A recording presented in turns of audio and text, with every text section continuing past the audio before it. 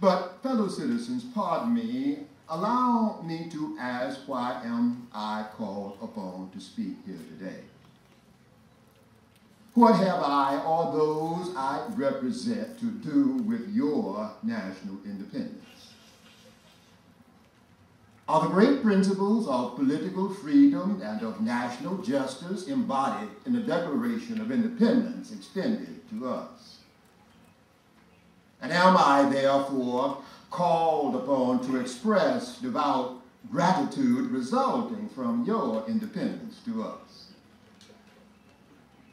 Would to God, both for your sakes and ours, that an affirmative answer could be truthfully returned to the following questions, because then would my task be light and easy and my burden delightful.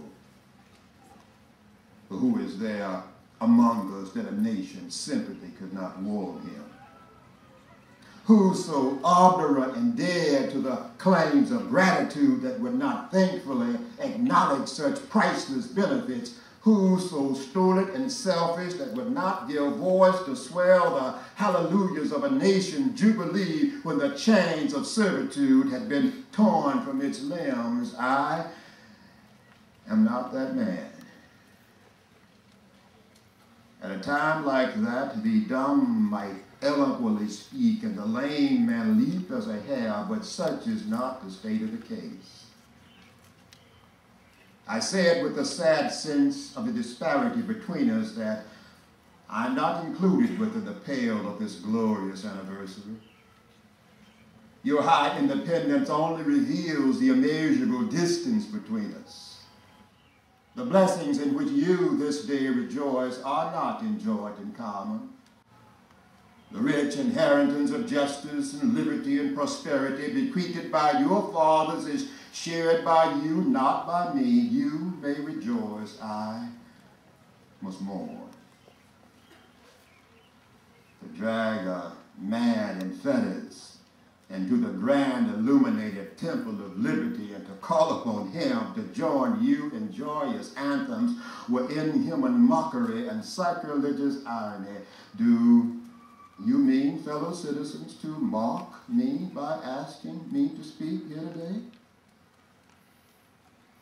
If so, there is a parallel to your conduct. And let me warn you that it is dangerous to copy the example of a nation whose crimes, towering up to the heavens, were thrown down by the breath of the Almighty, burning that nation in irreparable ruin. I can today take up the plaintive lament of a pale and woe-smitten people. By the rivers of Babylon, there we sat down. Yea, we wept when we remembered Zion, and we hanged our harps upon the willows in the midst thereof, for they who carried us away captive required of us mirth, and they who wasted us required of us a song, saying, sing us one of the songs of Zion. But how can we sing the Lord's song in a strange land? If I forget thee, O Jerusalem, let my right hand forget her cunning.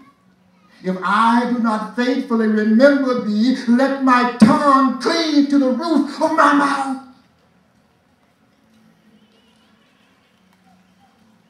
Fellow citizens, above your national tumultuous joy, I hear the mournful wail of millions whose chains, heavy and grievous yesterday, are today rendered more intolerable by the jubilee shouts that reach them.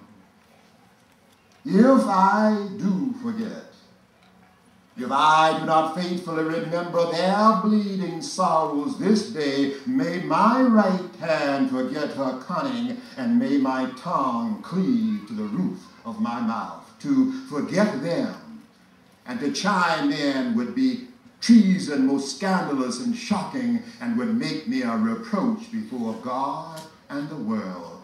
My subject then, fellow citizens, is American slavery.